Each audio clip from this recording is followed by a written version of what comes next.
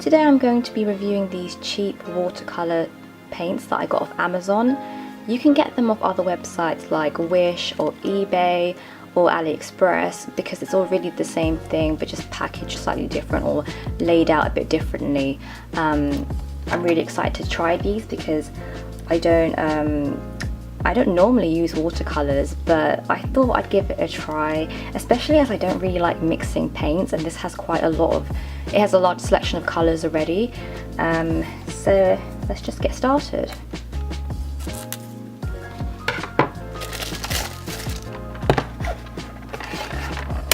Oh my god, I'm gonna break it. Ooh, a free brush. Doesn't look too bad actually, it looks quite good. Okay, let's give this a test. I'm really quite looking forward to using this rogue in particular.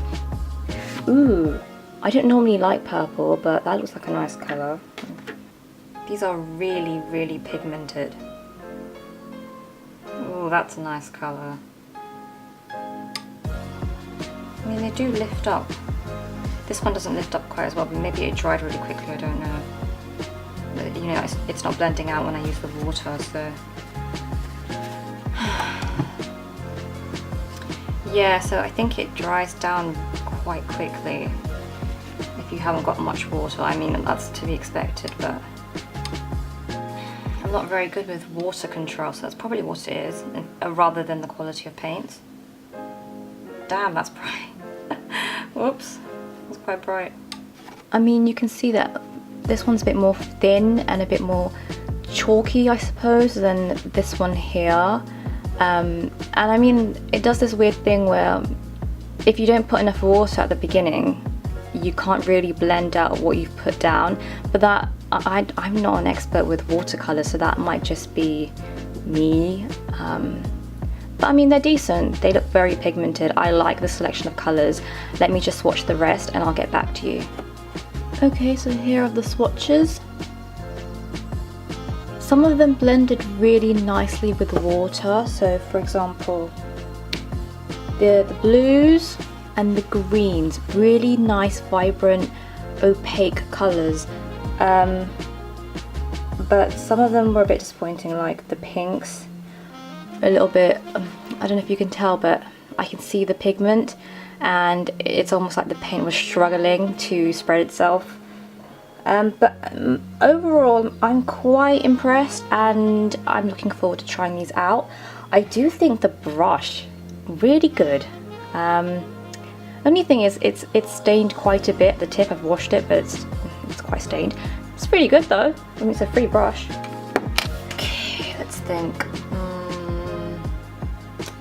Okay, so I think I'm done drawing. I kind of made it up. I wanted to use the orange, so I thought, okay, she's gonna have an orange colored hair tone, and then I kind of just, I don't know, I started drawing some flowers and then it kind of looked like a tattoo, so I kind of just left it on her back. But yeah, let's actually start painting now. So the last time I used watercolors, I only had one set, and it was the Winsor & Newton Cotman set, and it had about I think 8 or so colors in it, and I thought that perhaps the reason why I didn't enjoy watercoloring as much was because I wasn't happy with my color choice selection, or maybe I didn't like actually mixing the colors. And so when I saw this set, I thought it would be a really good way to test whether or not I actually liked painting. After doing this painting, I will say that I had a lot of fun. It is a long process, but I really enjoyed it, and these paints are advertised for children. I only paid about £6 for them, and yet they were really impressive. The quality was really good. I didn't see any chalky build-up or the pigment showing up. And you know, if you are looking for something really cheap to get you started, to see if you like watercoloring, I really recommend this set. I don't think you can go wrong with it, and the color selection is gorgeous. So, you know, give it a try. Oh, and the free brush. The free brush is fantastic, guys. The really good thing about these paints is that because they're so opaque, if you mix a dark colour and then you add in a lighter colour in the pan, it actually works. I mixed a dark colour and I put some black in, and then I added some light blue, and it actually tinted it to a lighter colour. I was really impressed by that. So I've done one eyebrow and I finished the skin mostly, but I really don't know how to use watercolours, and I don't know how to colour hair. Okay, that's slightly too bright. Slightly too bright, guys. Let's just dab it off a little bit. Mistake.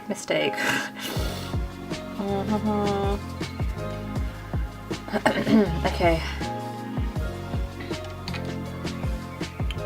Tone it down somehow. So let's add a bit of this yellow ochre-esque colour.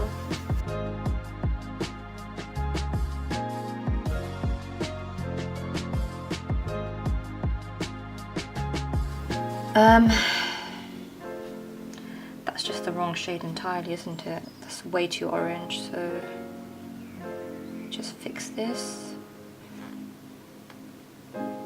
I will say though, I've been using this throughout the whole painting. I've been using the free paintbrush, and it's really decent. I haven't used any of my own.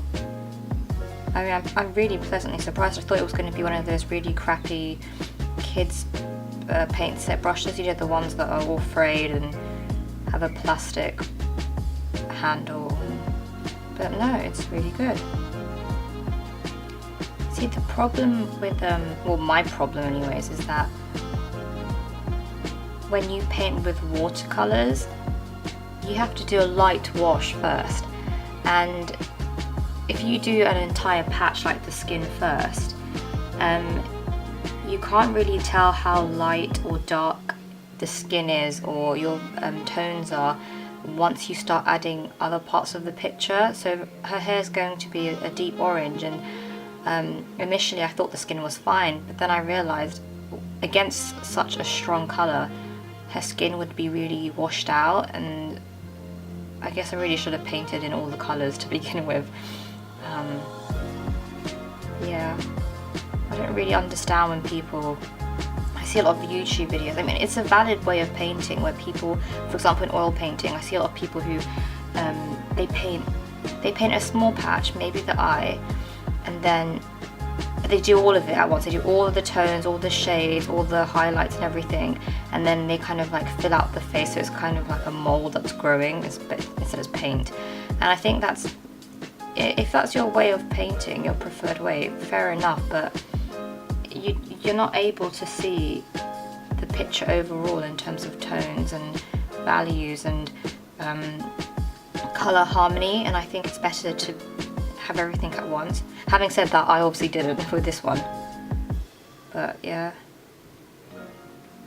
this is why I'm really struggling to get the same colour again, and this is why you should mix large amounts of the colour because I can't get the same colour anymore, so I'm just gonna have to wing it. Okay, so I finally finished the hair, and it's taken a while, so I think now I'm gonna just make the face more, it's a bit pink and a bit grey, so I'm gonna add some more like red and orange tones in it, and then I'm gonna paint the flower thingies over here, and then I'll be done. One thing I notice, and I think it's a common problem amongst watercolour painters, is that my paper slightly warped after drying once I removed the tape.